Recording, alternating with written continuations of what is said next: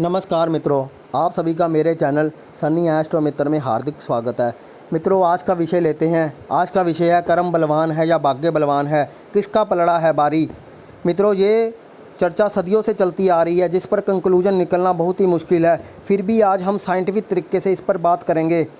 प्रिय मित्रों, गीता में लिखा गया है मनुष्य जीवन कर्म प्रधान होता है। महाभारत युद्ध के दौरान भगवान श्री कृष्ण जी ने अर्जुन को गीता का उपदेश दिया था। भगवान श्री कृष्ण जी ने अर्जुन से कहा था मनुष्यों का प्रथम धर्म उनका कर्म है। उस कर्म के अनुरूप फल देना ईश्वर का कर्तव्य है। मनुष्य का जीवन उनके ही पूर्व कर्मों के प्रारब्ध अनुसार प्राप्त होता है और भाग्य का विधान भी कर्मों के अधीन ही होता है। कलयुग हो या किसी भी युग में मनुष्य को अपितु सभी जीवों को उनके कर्मों का फल मिलता है। जन्म के बाद कर्म करना ही मुख्य लक्ष्य होता है। कर्म और भाग्य दोनों है तो एक ही चक्कर में शामिल होते हैं, परंतु मनुष्य अपना भविष्य और अपना भाग्य नहीं जानता है। इसलिए मनुष्यों के लिए कर्म करना निहित है। अगर हम कभी उचित कर्म करते हैं तो हमें शुभ फल की प्राप्ति होती है, और अगर हम गलत कर्म करते हैं तो उसके अनुरूप ही हमें परिणाम मिलता है। हमारा कर्म ही हमारे भाग्य के पास खींच कर लाता है।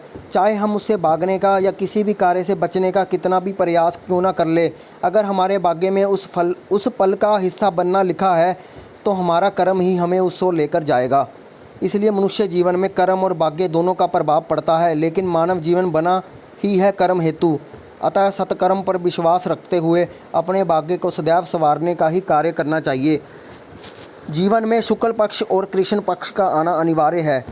शुक्ल पक्ष की चांदनी सदैव नहीं रहती, परंतु अंधेरे में भी राह बना लेने का एक साहस देकर जाती है कि उस चांदनी को फिर से लाया जा सकता है सिर्फ कर्म द्वारा।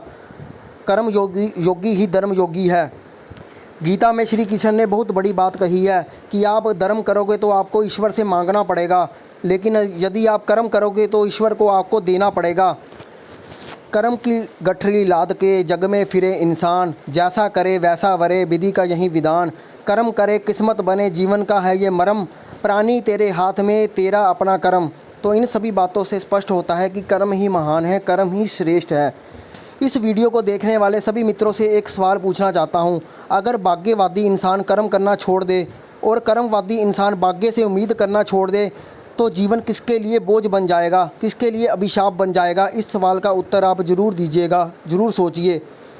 परंतु यहाँ पर मैं अभी क्लियर कर देता हूँ कि अगर भाग्यवादी इंसान कर्म करना छोड़ दे, यानी अपने भाग्य के भरोसे बैठ जाए और जो कर्म वो करता है उसको भी छोड़ दे, तो उसके भाग्य में जो लिखा है उसको वो भी नहीं मिलेगा।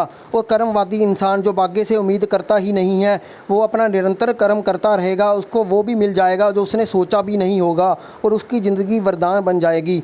तो इन सभी कारणों से स्पष्ट होता है कि कर्म ही हमारा महान है। भाग्य को मैं जुठला नहीं रहा, परंतु कर्म हमारा सबसे प्रथम मुख्य लक्ष्य है। उसके बाद हमारा भाग्य का निर्माण अपने आप ही हो जाएगा।